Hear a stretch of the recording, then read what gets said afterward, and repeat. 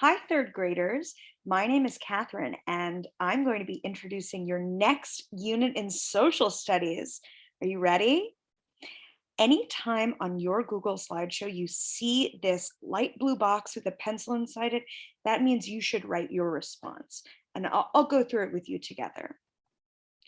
So let's start by thinking about what we're going to learn in this lesson. Today, we're going to begin our unit on China by analyzing images and building on our prior knowledge. So, what we might already know about China. Let's start by carefully examining this image and answering some questions on the next slide. So, take a moment and look carefully at this picture. I see that there's a caption. It says it's the Great Wall of China. And as I'm looking, I'm going to see if I can find any objects or people. Oh, I see there is a wall that's going over these hilly, kind of lush green areas, and it's extending really, really far. I think for people, I can see that there may be people here at this part, and they're really tiny, which means this wall must be gigantic. Hmm.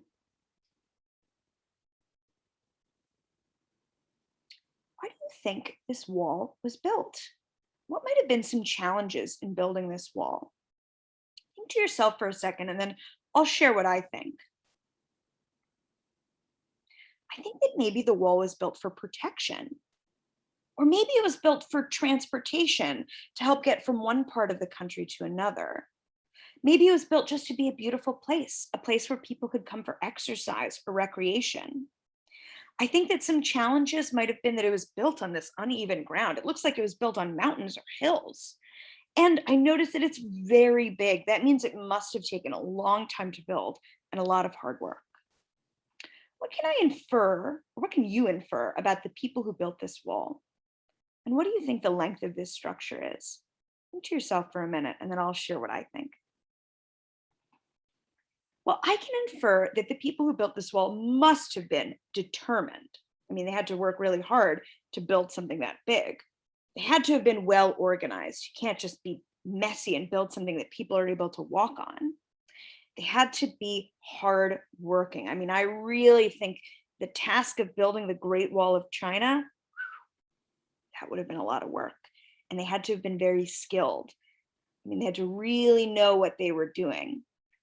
Now, as for the length of this structure, I'm going to let you think and guess for just a minute on your own. And then I'll tell you how long it actually is. So the wall's length is over 13,170 miles, or over 69 million feet. And just to give you a little perspective here, a tile on the floor of a classroom is approximately 1 foot. And this is over 69 million of those. That's gigantic.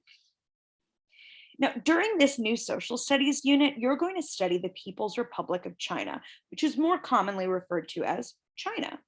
The Great Wall is a famous ancient structure in that country that we'll learn more about in our upcoming lessons. Now, where in the world is China? Take a look at this world map and see if you can place it. Hmm. Well, I'll show you. China is right here in the continent Asia. It's a pretty big place. Now, as we study China, we're going to be thinking about different themes that you can study in any world community. And the first one is geography. You might remember from previous units in social studies what geography is, but let's go over the definition together. Geography is the study of Earth and the people that live on it. So when we study China, we're going to be thinking about the Earth, the land, the water, and how people interact with the Earth that they're on top of. The next theme is culture. Culture is something that's shared by a society or a group of people, and many different things can make up a society's culture. These things could include food, language, clothing, tools, music, art, customs, beliefs, and religion. All of those things can comprise a society's culture. So when we study China, we're going to think, what kind of food, what kind of languages are spoken, what kind of clothing is worn in China and by the people of China, and what can that tell us about them? We're also going to think about history.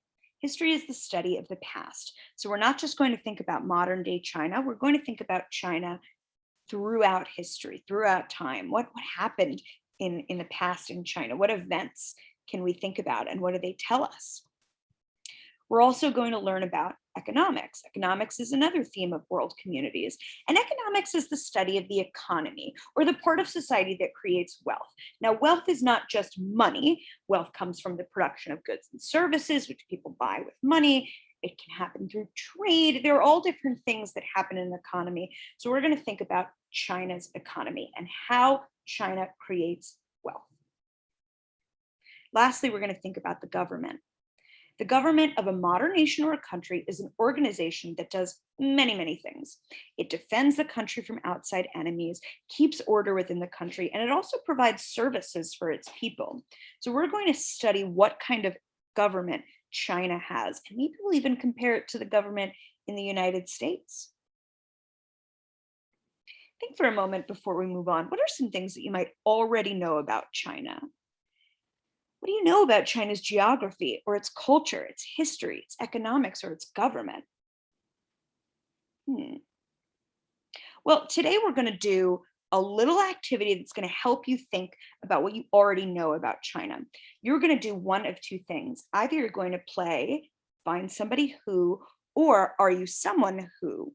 These are both activities that you can do with your class, whether you're live and in person or live over video chat, or if you're doing this asynchronously. So if you're just watching this video and then completing an activity independently. I'll show you how to do both. Then you're going to watch a video called Introducing China, and you're going to complete a graphic organizer directly on the slide or on your printed out worksheet, whatever you have that your teacher has provided for you. And lastly, you're going to answer a question that's going to wrap it all up. So let's go through your independent activity, and then we'll sign off for today. Now, if you're in person or live in a video chat, you're going to play Find Someone Who. And this is kind of like a scavenger hunt, but with people. So there are different things that you can find. For example, find someone who knows someone who has been to China or another country in Asia. Then you're going to have that person fill in their name here, either by typing it in the chat or writing it on your paper. And you're going to see if you can find somebody who meets all of these different criteria, all of these different statements, make sure that they're true for them. There are a whole bunch for you to find. Now, if you're asynchronous, so if you're not in a live class right now, whether in person or over video chat, you're going to do an activity called Are You Someone Who? And for this one, you're going to log on to this Jamboard and you're going to read each of the squares on the board. Then you're going to either use this pen tool right here that looks like a pen, or the text box tool, which looks like a T inside of a little square, to write your name next to one of the statements that's true for you. So for example, if you can name the capital of China, you would write your name in this box using the pen tool or using a text box. At the end, once this gets filled up with all of your classmates, let's take a look again and see what you notice. What did you learn about your classmates?